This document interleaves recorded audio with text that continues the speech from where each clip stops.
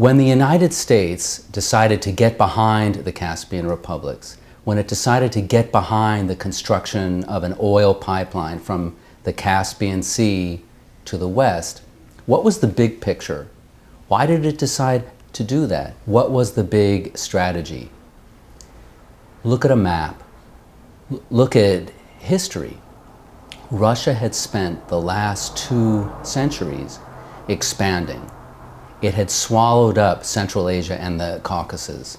At the same time that the United States was expanding west, Russia was expanding east into Siberia.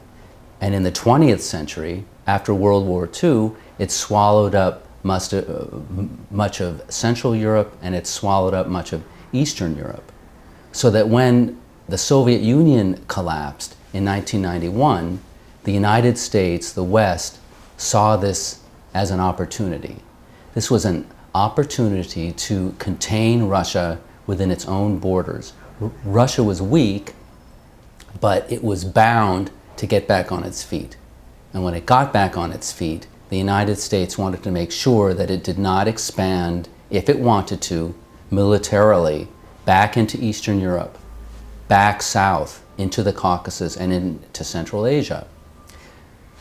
The first policy that the United States got behind was NATO expansion. It decided that it was going to make all of the countries of Eastern Europe, of the Baltics, members of NATO. And as part of this military alliance, they would not be subject to being swallowed up again by Russia once Russia got back on its feet. But what was going to happen with the Caucasus and Central Asia? Was the United States, was the West going to make Central Asia and the Caucasus members of NATO? This was not a possibility. These countries were geographically too far afield. They were too far afield from a doctrine standpoint. NATO was not set up to expand into Asia. What could the United States do? Well, it could help these republics economically.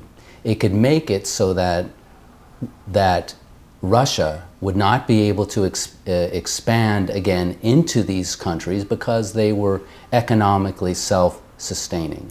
And so you had this two-pronged American strategy. To the west, expand NATO right up against Russia's borders, and to the south, make these countries economically self-sustaining. The goal being, when Russia is back on its feet, containing it within its own borders.